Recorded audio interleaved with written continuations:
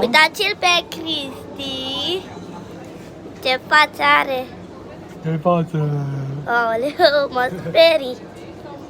Și e boing, boing. El lucrează la pizzerie.